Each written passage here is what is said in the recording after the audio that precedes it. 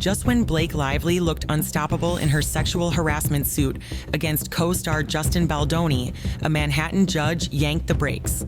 He's tossed every claim against Baldoni's social media guru, Jed Wallace, and told Lively she can either refile or drop that part of the case altogether. It's the same courtroom that killed Baldoni's own $400 million countersuit last month. So who's really winning this Hollywood slugfest? Let's rewind the feud, break down today's surprise ruling, and see how both camps are spinning a legal roller coaster that still isn't anywhere near trial. I actually did interview him a couple of weeks ago for the new Deadpool and Wolverine film, and I knew that I was going to be interviewing you, so I asked him if he had a message for you. Blake Lively and Justin Baldoni were cast opposite each other in 2019's rom-com That's Amore, and at first, the pairing looked seamless. But during late 2021 reshoots, on-set tension spilled into HR complaints. Lively told producers Baldoni improvised intimate scenes and peppered her with late-night DMs, creating what she called a moving boundary. A formal internal investigation stalled, yet filming wrapped, and the movie limped into streaming with minimal promo. On 20 December 2024, the dispute went public when Lively filed a complaint with California's Civil Rights Department, accusing Baldoni of sexual harassment and claiming he launched a social manipulation campaign to wreck her reputation after she pushed back. The filing alleged lost endorsement deals and severe emotional distress.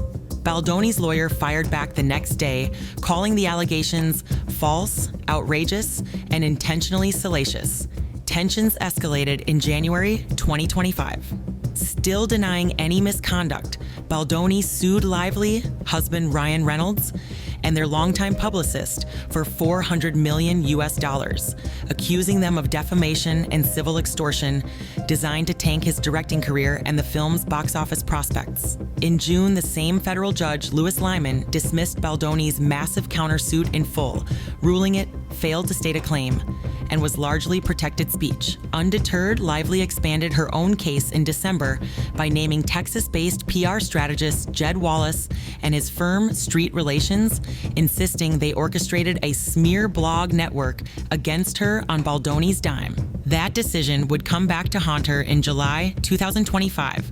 But at this stage, the legal feud had already ballooned from a rom-com HR squabble into a coast-to-coast litigation war with A-list spouses, publicists, and even the New York Times dragged into the docket. Early on June 16, 2025, U.S. District Judge Louis Lyman issued an 18-page order that wiped Texas-based PR strategist Jed Wallace and his firm, Street Relations, Inc., out of Blake Lively's federal harassment and retaliation suit. Lyman ruled that Wallace has no meaningful contacts with New York. He lives and works in Dallas, didn't travel to Manhattan for the alleged smear campaign, and the supposed Reddit and Twitter ops were run from Texas servers. Because jurisdiction is missing, the court can't keep him. The dismissal is without prejudice, meaning Lively may refile in Texas or tack on new facts by 31st July. The timing stings for Lively. Her team had painted Wallace as the digital puppet master who amplified Baldoni's side of the story through meme pages and gossip blogs. Lyman's order says even if those tactics occurred, New York isn't the place to litigate them. Crucially, this is the same judge who torpedoed Baldoni's own U.S. $400 million countersuit in June for failing to state a claim. So now both camps have taken a hit from the bench, but Lively loses a key narrative thread while Baldoni merely lost a high-risk countersuit. Wallace's lawyer cheered the ruling as a complete vindication, while Lively's camp framed it as a speed bump. We'll evaluate the Texas option, but our core harassment claims against Mr. Baldoni remain intact. Translation: the headline changes today, but the bigger war trudges on, and the clock to rework her case is already ticking.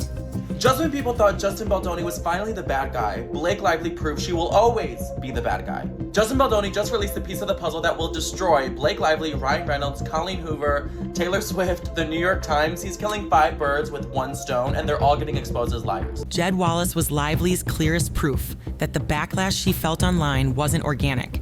It was, in her telling, a paid reputation hit job. By losing him to a jurisdiction ruling, she no longer has a living, subpoena-ready target who can be forced to open Slack logs, client invoices, or burner account lists in discovery. That weakens the narrative that Baldoni weaponized a coordinated digital smear.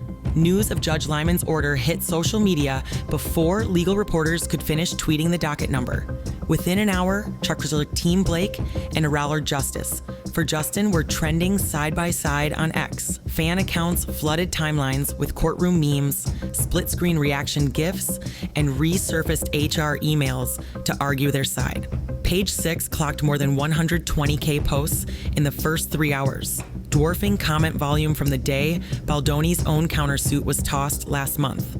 The ruling also jolted streaming stats. Spotify's global tally shows a 32% bump for Baldoni's It Ends With Us soundtrack within 24 hours, proof that even negative headlines drive curiosity clicks. TikTok lawyer creators wasted no time. Hashtags number Lively, VS Baldoni, and number Jed Wallace. Dismissal racked up a combined 9 million views by midnight as channels like Legal Bites broke the 18-page order into bite-sized explainer clips. Meanwhile, Hollywood PR pros are tallying collateral damage. Brand auditors tell Forbes Baldoni's sentiment score on Instagram has inched up 3 points since his countersuit died, while Lively's dipped 2 after today's setback, yet both remain solidly in bankable territory. Translation: the court of public opinion may volley week to week, but neither star is canceled. They're simply riding the algorithm's roller coaster, turning legal footnotes into headline drama with every ruling. First deadline, July 31st. That's when Judge Lyman expects Blake Lively to decide whether she'll redraft her New York complaint without Jed Wallace or chase him down in a brand new Texas lawsuit. Her lawyers hinted to Variety they'll explore every jurisdiction, but the added cost and delay could steer them toward a streamlined filing that keeps the spotlight on Justin Baldoni alone. Meanwhile, discovery in the California civil rights case resumes in August. Lively's deposition, already postponed once, now lands on August 14th. Baldoni's team is pushing for an early September date to grill her on the original HR memos. Legal analysts on Court TV peg settlement odds at 40%. Insurers hate prolonged celebrity discovery, and both reputations are absorbing weekly swings. On Baldoni's side, industry chatter says he's pitching a Netflix doc-series tentatively titled Man in the Crossfire, framing his experience as a cautionary tale about false allegations, real estate subplot. The couple's $17 million Montecito home quietly entered pre-listing staging last week, according to realtor tip sheets. If it sells this fall, proceeds reportedly funnel into a trust for their daughter Daisy, a reminder that even in Hollywood breakups, asset planning marches on. Bottom line, the war isn't over. It's moving to multiple fronts. If Lively refiles in Texas, expect another jurisdiction fight by winter. If she pares down the suit, discovery accelerates, and a 2026 trial becomes realistic. Either way, every new motion is tweet fuel, so keep your popcorn handy. Which strategy would you choose? Double down in Texas or streamline in New York? Drop your verdict below, and don't forget to hit our playlist for more real-time celebrity courtroom drama.